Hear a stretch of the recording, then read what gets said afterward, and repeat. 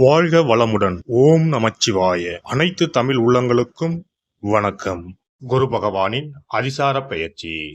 குரு பகவான் 12 ராசிகளுக்கும் அற்புதமான பலன்களை தன் ஸ்தான பலத்தாலும் அருட்பார்வையாலும் அள்ளி வழங்குபவர்.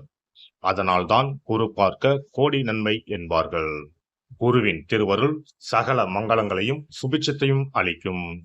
குரு பிரம்மா, குரு விஷ்ணு, குரு தேவோ மகேஸ்வரக, குரு சாஸ்தாத் பரபிரம்மா, தஸ்மை ஸ்ரீ குருவே நம என்கிற மந்திரத்தை சொல்லி குருவை வணங்க நன்மைகள் தேடி வரும். ஒரு ஜாதகத்தில் ஏராளமான தோஷங்கள் கெடுக்கும் நிலையில் இருந்தாலும் கூட அப்படி தோஷம் ஏற்படுத்தக்கூடிய கிரகத்துக்கு குருவின் பார்வையோ தொடர்போ இருந்தால் அது கெடுதல்களை செய்யாது என்பது சிறப்பு.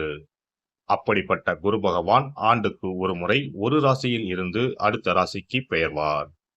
சில நேரங்களில் அதிசாரமாகவும் வக்கரமாகவும் முன்னும் பின்னும் உள்ள ராசிகளுக்கு குரு பகவான் சஞ்சாரம் செய்வதும் உண்டு.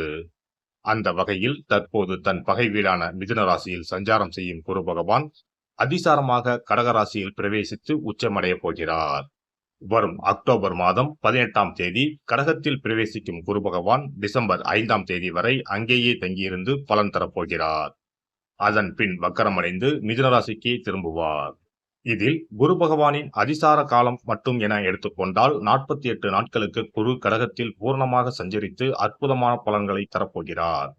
அடுத்த ஆண்டு நிகழும் குரு பெயர்ச்சிக்கு பின்னர் ஓராண்டு உங்கள் வாழ்க்கை எப்படி இருக்கும் என்பதற்கான முன்னோட்டமாக இந்த 48 நாட்களும் அமையும் என்றால் அது மிக இல்லை.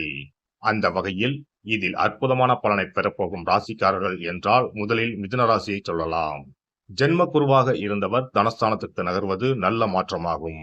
கன்னி ராசிக்கு லாபஸ்தானத்தில் அமர்ந்து உற்சாகத்தை கொடுக்க போகிறார். விருச்சிக ராசிக்கு 9இல் அமர்ந்து ஆசுவாசப்படுத்தப் போகிறார். மகர ராசிக்கு 7இல் அமர்ந்து ஆனந்தமான வாழ்வை தரப்போகிறார். மீன ராசிக்காரர்கள் கஷ்டங்கள் நீங்கி சுகமான வாழ்வை அனுபவிப்பார்கள்.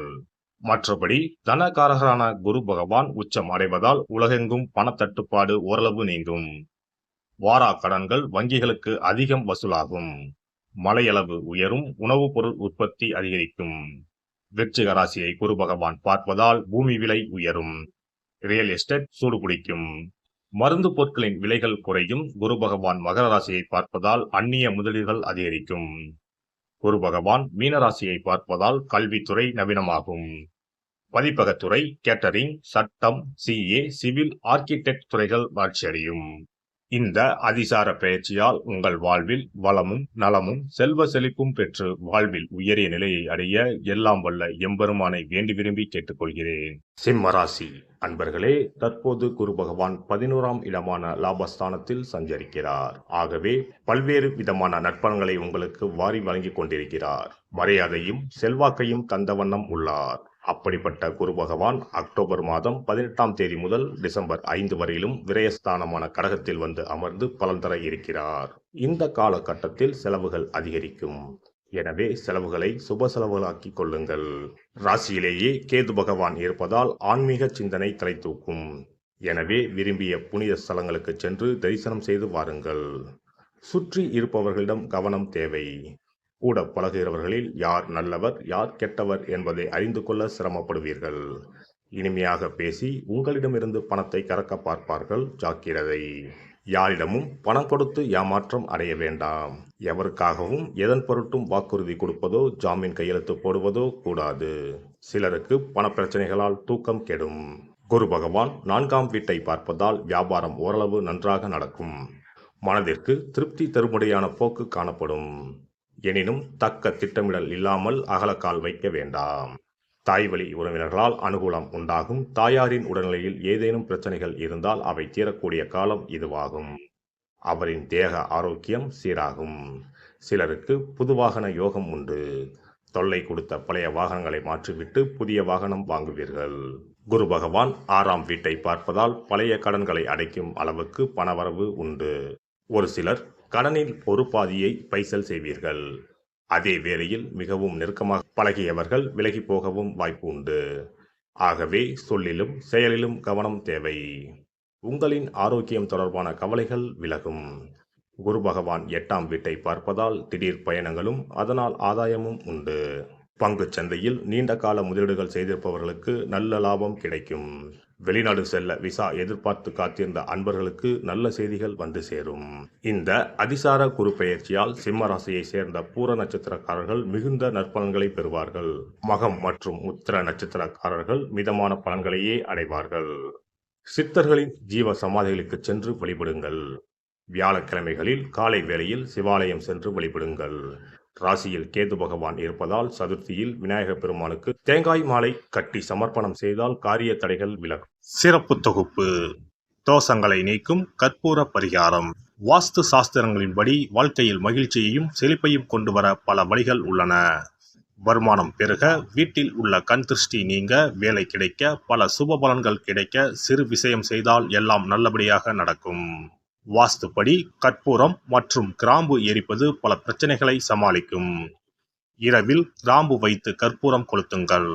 ஆசைகளை நிறைவேற்றும் சக்தி கற்பூரத்திற்கு உண்டு. உங்கள் விருப்பம் நன்றாக இருந்தால் அது நிச்சயம் நிறைவேறும். பண பிரச்சனைகளில் இருந்து விடுபட சனிக்கிழமை இரவு படுக்கைக்கு செல்வதற்கு முன் கிராம்பு மற்றும் கற்பூரத்தை வெள்ளி கிண்ணத்தில் எரிக்கவும். இப்படி செய்தால் பண பற்றாக்குறையை போக்கலாம். வீட்டில் உள்ள எதிர்மறை சக்தியை விரட்ட கற்பூரம், கிராம்பு மற்றும் ஏலக்காய் நன்றாக வேலை செய்யும். இவை தீய சக்திகளை வீட்டில் இருந்து விலக்கி வைக்கும். கற்பூரம், 5 ஏலக்காய், 5 கிராம்பு ஆகியவற்றை ஒரு பாத்திரத்தில் எடுத்து எரிக்கவும். முதலில் பூஜை அறையில் வைத்து எரித்துவிட்டு அந்த புகையை வீட்டின் மூலை முடுக்கெல்லாம் பரவவிட வேண்டும். இவ்வாறு செய்வதன் மூலம் வீட்டில் அமைதி உண்டாகும். கண் திருஷ்டி நீங்கும். எதிர்மறை ஆற்றல்கள் அகற்றப்படும். வீட்டில் இருப்பவர் மீது தீய பார்வை இருந்தால் அது நீங்கும். இவற்றை எரிப்பதன் மூலம் வீட்டில் உள்ள எந்த நோய்வாய்ப்பட்ட நபரின் உடலில் இருந்தும் அந்த பிரச்சனைகள் நீங்கும். ஆரோக்கியம் மேம்படும். சனிக்கிழமை அன்று மாலை வீட்டில் கிராம்பு மற்றும் கற்பூரத்தை எரிப்பது குடும்ப உறுப்பினர்களுக்கு மகிழ்ச்சியையும் அன்பையும் தரும். எல்லோரும் மகிழ்ச்சியாக இருப்பார்கள். எதிரிகளிடமிருந்து விடுபடுவார்கள். மேலும் கிராம்பு மற்றும் கற்பூரத்தை எரித்து வர வீட்டில் உள்ள பிணக்குகள் நீங்கும். சில சமயங்களில் நீங்கள் எவ்வளவு முயற்சி செய்தாலும் உங்கள் தொழிலில் வெற்றி பெற முடியாது. இது போன்ற சமயங்களில் கற்பூரத்துடன் இந்த தீர்வை முயற்சிக்கவும். இந்த அணுகுமுறை நீங்கள் விரும்பிய வெற்றியை தரும். வேலை நேர்காணலுக்கு செல்லும் போது கற்பூரம் மற்றும் கிராம்பு எரிப்பது நல்லது. மேலும் 2 கிராம்புகளை வாயில் போட்டுவிட்டு வெளியே செல்லவும். நேர்காணலுக்கு செல்வதற்கு முன் அவற்றை அசைக்கவும். இப்படி செய்தால் வேலை கிடைக்கும். தொழிலில் முன்னேற்றம் ஏற்படும். கடுகு எண்ணெயில் 2 கிராம்புகளை போட்டு காலையில் கடவுளுக்கு அருகில் தீபம் ஏற்றவும். அதன் பிறகு நேர்காணலில் கலந்து கொள்ளுங்கள்.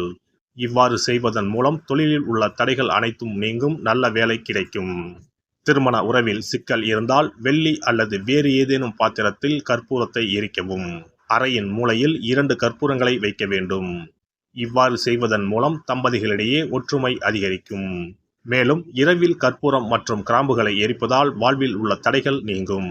6 கற்பூரம் மற்றும் 36 கிராம்புகளை எடுத்து வீட்டில் தூவி வர உங்கள் திருமண வாழ்க்கையில் உள்ள தடைகள் நீங்கும்.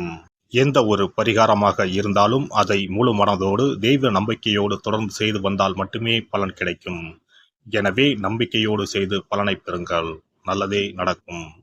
எல்லாம் வல்ல இறையருளால் நீங்களும் உங்கள் அன்பு குடும்பமும் உடல் நலம், நீளாயுள், நிறை செல்வம், உயர் புகழ், மெய்ஞானம் ஓங்கி வாழ்க வளமுடன். இந்த வீடியோ பதிவு உங்களுக்கு பிடித்திருந்தால் லைக் பண்ணுங்க, கமெண்ட் பண்ணுங்க, ஷேர் பண்ணுங்க. மறக்காம சப்ஸ்கிரைப் பண்ணுங்க. பக்கத்துல இருக்கிற பெல் பட்டனை கிளிக் பண்ணுங்க. நன்றி, வணக்கம். ஓம் நமச்சிவாய. சிவாய நம.